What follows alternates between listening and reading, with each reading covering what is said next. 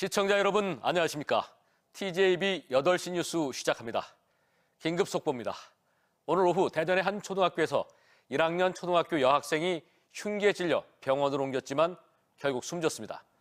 숨진 여학생과 함께 발견된 40대 여성 교사도 위중한 상태입니다. 경찰은 이 교사를 숨진 여학생을 살해한 용의자로 보고 수사를 벌이고 있는데요. 자세한 소식 현장에 나가 있는 취재기자 연결해 알아보겠습니다. 이수복 기자 전해주시죠. 네, 저는 지금 대전 서구 관저동의 한 초등학교 앞에 나와 있습니다. 제 뒤에 보이는 것처럼 경찰이 외부인 출입을 막고 있고요. 현장 안에는 폴리스 라인이 설치되어 있습니다. 오늘 오후 4시 40분쯤 대전 서구 관저동에 있는 한 초등학교 2층 시청각실에서 1학년 여아가 흉기에 찔린 상태로 발견됐습니다. 이 초등학생은 어깨와 손 등 온몸에 찔린 흔적이 있었고 의식은 없었습니다. 40대 여성 교사 한 명도 목과 오른쪽 팔에 상처를 입어 위중한 상태였습니다. 당시 이 초등학생은 돌봄 교실 때문에 학교에 남아 있었습니다. 하지만 아이랑 연락이 되지 않자 부모가 경찰에 실종 신고를 냈습니다. 1시간쯤 뛰인 경찰은 오후 5시 50분쯤 소방당국에 공동대응을 요청했습니다. 소방당국은 현장에 도착해 초등학교 여학생을 병원으로 옮겼는데 심정지 상태였고 결국 숨졌습니다. 숨진 초등학생과 함께 현장에서 발견된 여성은 지난해 말 복직한 교사로 알려졌습니다. 경찰은 이 교사가 우울증을 앓고 있었다는 점을 파악했고 용의자로 보고 정확한 경위를 수사하고 있습니다. 다시 한번 설명드립니다. 오늘 오후 4시 40분쯤 대전 서구 관저동에 있는 한 초등학교 2층 시청각실에서 8살인 1학년 여아가 흉기에 찔린 상태로 발견됐습니다.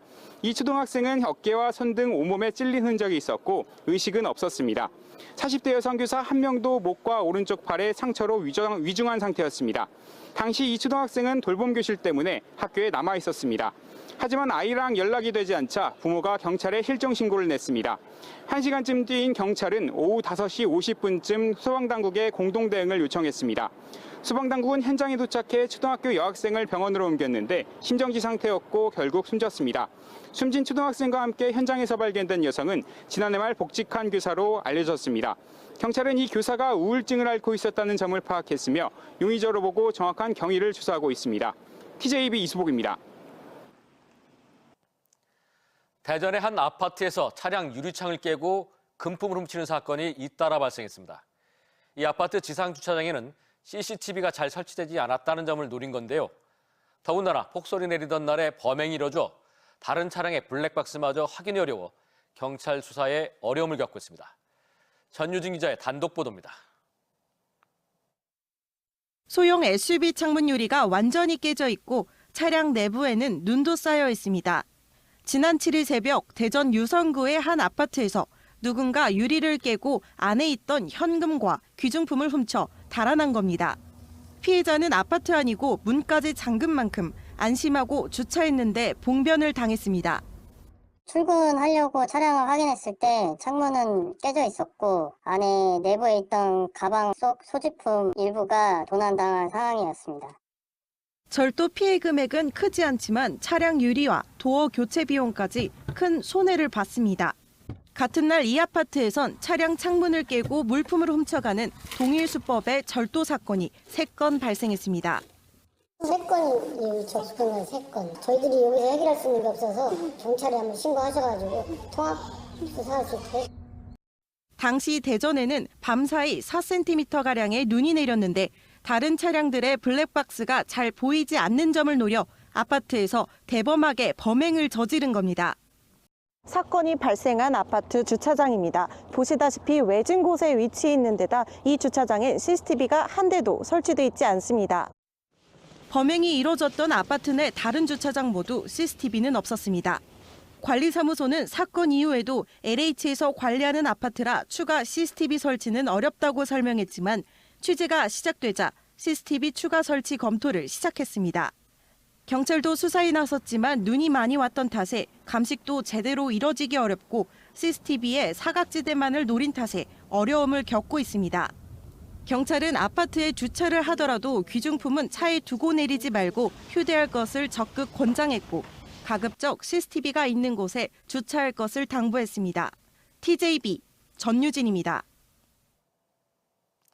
세종에서 200억 원대 전세 사기 사건이 발생한 가운데 주요 시중은행들도 57억 원 상당의 피해를 본 것으로 조사됐습니다.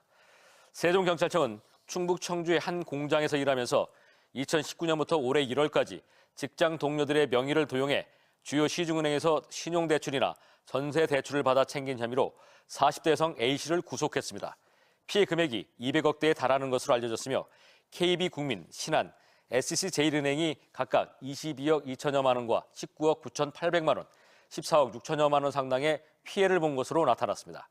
A씨는 소에게 돈을 빌려주고 이자를 주는 수법으로 신뢰관계를 형성한 뒤 신분증을 확보해 대출 사기를 벌인 것으로 알려졌습니다.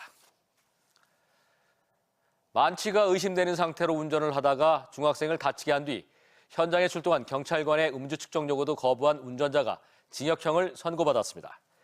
대전지법 형사 5단독은 지난해 4월 대전 유성구에서 14살 중학생이 탄 자전거를 들이받아 전치 8주의 상해를 입힌 뒤 경찰의 음주 측정도 거부한 혐의로 기소된 30대 A씨에게 징역 1년 6개월을 선고했습니다. A씨는 지난 2021년도에도 한 차례 음주 측정을 거부해 집행유예 선고를 받은 바 있습니다. 꿈돌이와 대전을 맛으로 표현한다면 어떤 느낌일까요? 대전시가 개발에 착수한 꿈돌이 라면이 오늘 처음으로 모습을 공개했습니다. 앞으로는 꿈돌이가 하나이글스 유니폼 등으로도 제작돼 도시 마케팅에 힘을 보태게 됩니다. 김철진 기자입니다. 식당에서 조리된 라면을 직원들이 사진도 찍고 신중하게 맛도 봅니다. 지난해 11월 개발에 착수한 뒤 처음 모습을 공개한 꿈돌이 라면입니다. 시청 구내식당에서 열린 꿈돌이 라면 시식평가회에선 시청 직원들이 직접 평가에 나서 최종 제품 출시 전 피드백에 나섰습니다. 꿈돌이 라면 개발에는 짜장라면 등 대기업 유명 라면을 개발했던 연구진들이 참여했습니다. 업체 측은 이번 시식평가회에서 짬뽕 맛과 소고기 맛 두 가지 종류를 공개하며 대전의 맛을 선보였습니다. 건조 어묵이라고 해서 라면의 건더기용으로 사용되고 있습니다. 근데 저희들은 그 모양을 꿈돌이 모양으로 만들어서 그 라면 그 소고기 맛하고 짬뽕 맛에 양쪽 모두에 넣어줬습니다. 꿈돌이 라면은 이달 중으로 포장 디자인과 라면 맛을 확정하고 오는 5월 일반 마트 등에서 구입할 수 있게 공식 출시한다는 계획입니다. 대전시는 전국 최초의 캐릭터 라면 상품이 맛을 통해 대전을 알릴 새로운 콘텐츠가 될 것으로 기대했습니다. 또한 다음 달 개장을 앞둔 대전 한화생명 볼파크에 꿈씨 패밀리 동상을 설치하고 한화이글스와 꿈돌이 유니폼을 제작하는 등 도시 마케팅의 대전 대표 캐릭터를 적극 활용한다는 계획입니다. 꿈돌이는 지금 32년이 됐는데 전체 가족을 새로 구성하면서 새로운 재창조에 돌입했고 이것이 대한민국을 넘어 대전을 대표하는 세계적인 캐릭터로 9.3 대전 엑스포 이후 제2의 전성기를 맞이한 꿈돌이 맛과 멋에서도 시민들의 사랑을 받을 수 있을지 주목됩니다. TJB 김철진입니다. 세종시가 추진하던 독립된 종합정책연구원 설립 계획이 시의회 반대로 또다시 제동이 걸렸습니다. 세종시의회 행정복지위원회는 대전세종연구원의 세종연구실을 분리해 세종인재평생교육진흥원과 통합하는 조례안에 대해 두 기관의 통합으로 기능이 저하될 수 있다며 부결했습니다. 지난해에도 세종시는 전국 17개 광역지자체 가운데 종합정책연구원이 없는 곳은 세종이 유일하다며 관련 조례안을 제출한 바 있지만 시의회는 입법 실효성이 떨어지고 시민 의견 수렴을 거치지 않았다며 부결시킨 바 있습니다. 오는 2028년까지 천안과 아산, 논산과 부여, 보령, 서천, 청양, 홍성, 예산 등 충남 9개 시군 산업단지 38만 5,326제곱미터 부지에 5,613억 원이 투자돼 신규 일자리 1,400여 개가 만들어집니다. 충청남도는 이들 자치단체와 태양광 발전 시스템과 반도체 제조용 장비 업체 등 21개 기업과 투자 협약을 체결하고 경기도에 있는 공장을 이전하거나 새 공장을 짓기로 했습니다. 이로 인한 효과는 생산 유발 7,736억 원, 부가가치 유발 3,243억 원 등으로 예상됩니다. 천연기념물인 점박이 물범의 국내 유일 내륙 서식지이자 해양생태 보고인 서산 가로림만이 유네스코 세계유산에 등재될지 관심이 모아지고 있는데요. 세계유산 등재 신청을 시작으로 내년 7월 최종 확정되면 충청남도가 추진 중인 국가해양생태공원 조성 사업에도 더욱 힘이 실릴 전망입니다. 조혜원 기자가 보도합니다. 가로림만의 잔잔한 물결 사이로 점박이 물범이 고개를 내밉니다. 천연 기념물이자 멸종 야생생물 2급인 점박이 물범은 매년 봄이면 가로림만을 찾아오는 생태적 상징입니다. 충남도는 최근 국가유산청을 통해 유네스코 세계유산위원회에 서산 가로림만을 한국의 갯벌 2단계로 등재 신청했습니다. 현재 국내 세계유산으로는 제주 화산섬과 용암동굴, 한국의 갯벌이 등재돼 있습니다. 한국의 갯벌은 서천과 고창, 신안 등 1284.11제곱킬로미터로 서산 가로림만은 전남 여수, 고흥 등과 함께 갯벌 2단계 등재를 신청했습니다. 가로림만은 반폐쇄성 해양 환경과 넓은 갯벌을 갖춘 지역으로 점박이 물범을 비롯해 흰발 농개, 대추 기고둥 등 해양생물 600여 종이 서식하고 있습니다.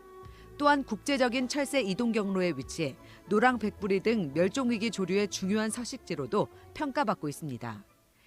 생물 다양성 보존이 이루어지고 지속 가능한 관리가 쉬워지며 가로림만에 대한 국제적인 관심이 높아져 지역 관광 활성화에 기여할 것으로 기대되고 있습니다. 내년 7월 열리는 제48차 세계유산위원회에서 등재 여부가 최종 결정되면 국가해양생태공원 조성 사업에도 속도가 붙을 전망입니다. 국가해양생태공원은 서산시와 태안군 사이에 위치한 가로림만 해양생태계를 체계적으로 관리하기 위해 총 사업비 1,236억 원을 투입해 가로림만 보전센터와 서해 갯벌생태공원, 점박이 물범 관찰관 등을 조성하는 사업입니다. 지난해 7월 예비타당성 조사에서 탈락했지만 가로림만 종합계획에 반영해 올해 다시 추진 중입니다. 충남도는 서산시와 국가유산청과 협력해 서산 가로림만의 가치가 전 세계적으로 인정받을 수 있도록 세계유산 등재를 위한 국제 네트워크를 확대할 계획입니다. TJB 조혜원입니다. 서산 대산항에 역대 최대인 20피트짜리 컨테이너 2,500대를 실을 수 있는 항로가 새로 생겼습니다. 서산시에 따르면 신규 항로는 대산항에서 중국 다롄과 텐진, 칭다오, 인도네시아 자카르타, 수라바야, 필리핀 다바오로 가는 정기 항로로 컨테이너선 5척이 번갈아 대산항에 입항하게 됩니다. 이번 신규 항로 개설로 서산 대산항에서 동남아시아로 직접 수출이 가능해졌고 중국 칭다오를 거쳐 유럽 등 화물 수출도 이루어지게 됐습니다. 대전 기성초등학교 기런분교가 학령 인구 감소 여파로 올해 신입생이 없어 입학식을 열 수 없게 됐습니다. 대전 서구 평촌동에 있는 기성초등학교 기런분교는 지난해 전교생이 9명으로 3개 학급을 운영하고 있지만 올해는 신입생을 확보하지 못했고 대전 성천초와 남선초 등 대전 지역 내 10개 학교의 신입생이 10명 미만인 것으로 나타났습니다.